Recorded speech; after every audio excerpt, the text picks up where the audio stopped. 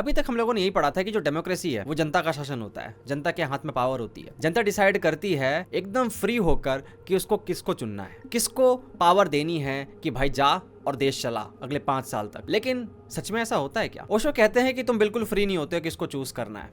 ओशो ये भी कहते हैं कि ऑन पेपर तो ये सब कुछ अच्छा लगता है सुनने में कि जनता का शासन, जनता द्वारा शासन, लेकिन असल में तुम लोग शासन नहीं कर रहे होते हो, तुम लोग अनकॉन्शियस होते हो, तुम लोग अनअवेयर होते हो, तुम्हें पता ही नहीं होता है कि तुम्हें किसको वोट देना है, कैसे वोट देना है, किस मुद्दे पे वोट देना है। मैंने कहीं पढ़ा था, किसी जगह नारा लिखा हुआ था एक, कि जिस देश की जनता को ये नहीं पता कि कूड़ा कहाँ फेंकना है, उसको ये कैसे पता होता है कि उसको वोट कहाँ देना है। और जिन लोगों को भी लगता है कि वो वोट अपनी मर्जी से देते हैं, अपनी फ्री विल से देते हैं, तो बिल्कुल गलत है। उनको मैनिपुलेट किया जाता है, एक नैरेटिव चलाया जाता है, बहुत सारे प्रोपेगेंडा चलाए जाते हैं, जो पावर में बैठे लोग हैं वो खेलते हैं अलग तरीके से, और तुम्हारे अंदर एक बात डाली जाती है कि तुम्हें किसको चूज करना है। तो ओशो यही कहते हैं कि डेमोक्रेसी के अंदर ये भ्रम डाला जाता है सबसे पहले कि देखो भाई तुम्हारे हाथ में पावर है, और जनता जो होती है वो हिप्नोटाइज हो जाती है। हिप्नोटाइज कैसे होती है? अलग अलग तरीके हैं भाई, आप मीडिया के जरिए करते हैं। आजकल तो आप देखते हैं सोशल मीडिया पे किस तरीके की चीज़ें चलती हैं। मीडिया के अंदर आप टीवी न्यूज़ देख लीजिए, चैनल देख लीजिए, उस पर किस तरीके की बातें होती हैं। धर्म और जात के नाम पे ही वोट दिए जाते हैं, मुद्दों पे बात होती नहीं है।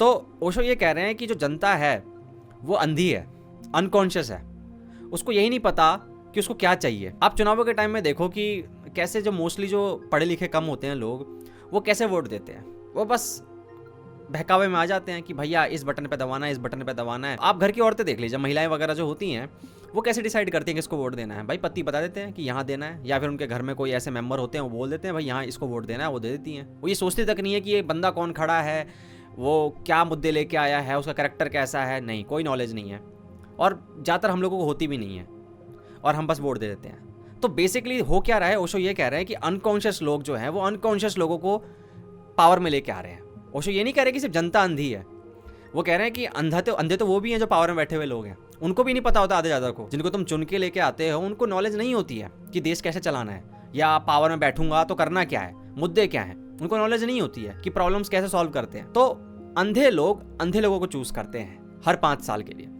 पर ओशो ये कहते हैं, एक कमाल की बात बोलते हैं कि तुम हर 5 साल में गवर्नमेंट तो चेंज कर दोगे, बट फिर जनता का क्या जनता चेंज होगी? नहीं, जनता चेंज नहीं हो रही है, जनता वैसी की वैसी ही रहती है। वो बेवकूफ़ थी और दोबारा बेवकूफ़पना करती है हर 5 साल बाद। तो ओशो कह रहे हैं कि भाई क्या फ़ायदा, ये तो ड्रामेबाजी चल रही है डेमोक्रेसी के नाम पे, एक सर्कस चल रहा है बेसिकली। पावर में बैठे लोग हैं वो लड़ते हैं, कॉम्पीट करते हैं अपने ईगो के कारण। आपको क्या लगता है वो प्रोग्रेस के लिए आते हैं क्या, वो डेवलपमेंट के लिए आते हैं? वो तो चलो चुनावी नारे होते हैं, उनके बोलते हैं वो, बट एक्चुअली में वो एक ईगो क्लैश चल रहा होता है। ओशो कहते हैं कि भाई वहाँ जब आप देखो चुनाव प्रचार में वो कैसे एक दूसरे पर अटैक कर रहे होते हैं, क्योंकि दूसरों पे अटैक करके ही काम चलेगा। अगर वो बात करने लग जाएंगे विकास की कि हम तो यहाँ बिजली देंगे, यहाँ पानी देंगे, नहीं होगा काम भाई। कोई सुनने को तैयार नहीं होगा बेरोजगारी पे बात या एजुकेशन के ऊपर बात, कोई नहीं सुनेगा इकोनॉमी के ऊपर बात। सबको चाहिए कि भाई जात और धर्म के नाम पे बात हो या फिर एक दूसरे पर पर्सनल अटैक हो। तो कह रहे हैं कि लीडर भी बेवकूफ़ हैं, लीडर भी ईगो के कारण लड़ते हैं, पावर गेम चला रहे हैं। और पावर गेम में कौन जीतता है? वही जो सबसे ज़्यादा कनिंग हो, जो सबसे ज़्यादा धूर्त हो, जो किसी भी हद तक जा सकता है, किसी भी हद तक गिर सकता है। तुम देखो चुनावी प्रचार जब होते हैं उस समय तुम नेताओं के भाषण देखना एक बार, कैसे बदल जाते हैं, कितना स्तर नीचे गिर जाता है।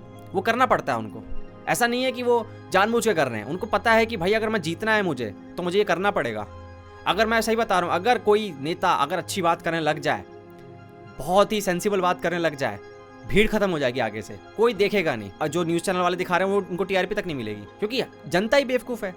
तो जनता अगर बेवकूफ़ होगी तो अडेप्ट करना पड़ेगा पावर में बैठे हुए लोगों को। ओशो कहते हैं डेमोक्रेसी में वही जीतेगा जो सबसे ज़्यादा कनिंग हो और जिसके पास एक बहुत बड़ी स्किल हो।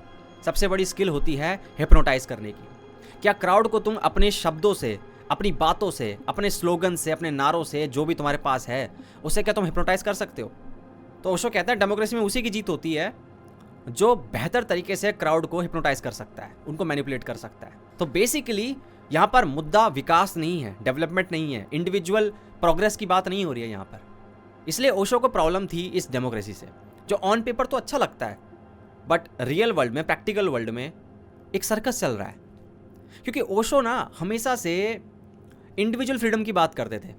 वो जानते थे कि जब तक पर्सनल लेवल पे ना इंसान कॉन्शियस नहीं होगा, जब तक अवेयर नहीं होगा, जब तक उसकी चेतना का स्तर ऊपर नहीं होगा, जब तक उसको समझ नहीं आएगा कि सोचते कैसे हैं, वो कंडीशनिंग खत्म नहीं होगी, वो बिलीव्स खत्म नहीं होंगे, उस चेन से आज़ाद नहीं होगा, तब तक वो अपना फैसला ले ही नहीं पाएगा। उसको सही और गलत दिखेगा ही नहीं, उसको कोई भी मैनिपुलेट करके चला जाएगा, कोई भी हिप्नोटाइज करके चला जाएगा। और जो कम पढ़े लिखे लोग हैं, जो पॉलिटिशियंस वगैरह हैं, मैं ये नहीं कह रहा हूँ सारे पढ़े लिखे नहीं होते हैं, बट बेवकूफ़ से बेवकूफ़ नेता भी तुम्हारा काट के चला जाता है भाई, और तुम वोट दे देते हो। तो ओशो कह रहे हैं कि भाई इंडिविजुअल लेवल पे ना इंसान को सबसे पहले अवेयर होना पड़ेगा, उसको पढ़ना पड़ेगा, समझना पड़ेगा, उस कंडीशनिंग से आज़ाद होना पड़ेगा, ताकि वो मीडिया के द्वारा मैनिपुलेट ना हो सके। जो पावर में बैठे लोग हैं, जो कहीं पे भी चाबी घुमा देते हैं भाई, और तुम कठपुतली की तरह नाचने लग जाते हो। क्यों हो रहा है ऐसा? क्योंकि भाई तुम आज़ाद नहीं हो, फ्री नहीं हो। तुम फ्री होने के लिए सबसे पहले तुम्हें समझना होगा कि भाई कुछ ऐसी चीज़ें हैं, कुछ ऐसी ताकतें हैं जो तुम्हें कंट्रोल कर रही हैं, और उनसे तुम्हें आज़ाद होना पड़ेगा।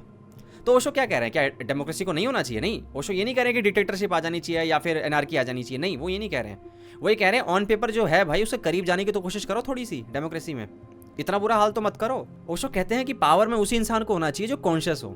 जनता को तो कॉन्शियस होना ही पड़ेगा। जनता जब कॉन्शियस होने लगेगी तो अपने आप ही पावर में बैठे लोग जो हैं उनको भी कॉन्शियस होना पड़ेगा। तो ओशो कहते हैं कि जो कॉन्शियस इंसान होगा, ठीक है, कॉन्शियस मतलब समझ रहे हो, जो अवेयर होगा, जिसको पता होगा, जो मेडिटेट करता होगा। बहुत यूटोपियन आइडिया दिया था, मुझे पता है अजीब लग रहा होगा तुम्हें, बट ऐसा होता नहीं है पावर गेम के अंदर। अगर हम मैकियावेली को पढ़ा है आपने, तो पावर गेम के अंदर आपको यही करना पड़ता है, आपको कीचड़ में उतरना पड़ता है, सुअर बनना पड़ता है आपको बेसिकली।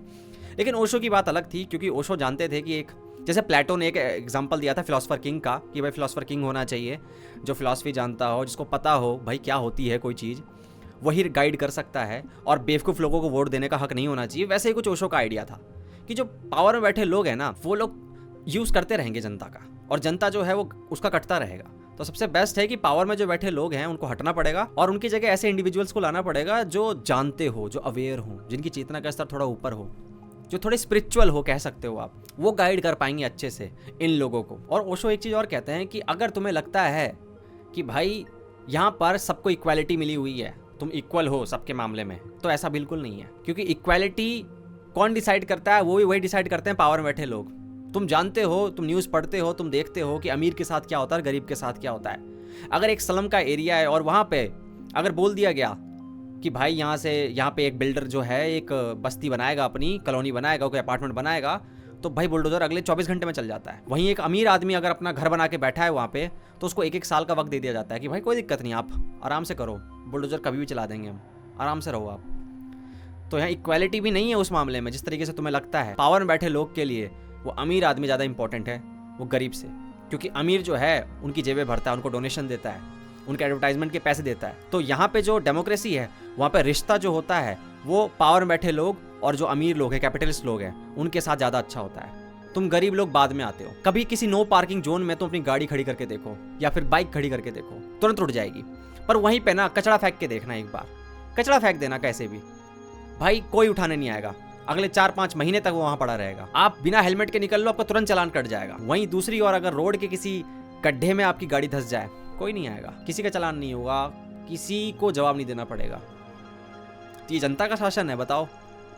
तो ओशो इसलिए कह रहे हैं कि ये सर्कस चल रहा है बेसिकली डेमोक्रेसी के नाम पे। अगर तुम्हें डेमोक्रेसी के ऊपर ना कोई अच्छी मूवी देखनी है ना जिसमें डेमोक्रेसी को मॉक किया गया है, तो एक मूवी है द डिक्टेटर, वो देखना। उसमें दिखाया गया है किस तरीके से एक डिक्टेटर जो होता है वो डेमोक्रेसी को दिखा रहा होता है कि तुम जिसको डेमोक्रेसी कह रहे हो वो बेसिकली और कुछ नहीं, वो डिक्टेटरशिप का एक रूप है। बस लोगों को लग रहा है, लोगों को तुरंत चटा दिया है तुमने कि देखो भाई तुम तो मजे लो, तुम फ्री हो। ऐसा कुछ भी नहीं है। अगर तुम लोगों ने मूवी देखी तो बहुत अच्छी बात है, और अगर तुम नए आए थे तो सब्सक्राइब करके जाना भाई, ऐसी वीडियोस मैं लाता रहूँगा। और कोई सजेशन वगैरह दे सकते हो किसी नई वीडियो के लिए, कुछ अच्छे टॉपिक वगैरह तुम्हारे दिमाग में हो तो बताना भाई, क्योंकि मैं थोड़ा कंफ्यूज रहता हूँ कि किस पे बनाना चाहिए अब वीडियो। ठीक है, तो कमेंट सेक्शन में मुझे बता सकते हो। बाकी लाइक करके जाना वीडियो को, ठीक है, और थोड़ा सपोर्ट करते रहना, ठीक है। चलो अगली वीडियो में मुलाकात होगी, तब तक के लिए ध्यान रखो, गुड बाय।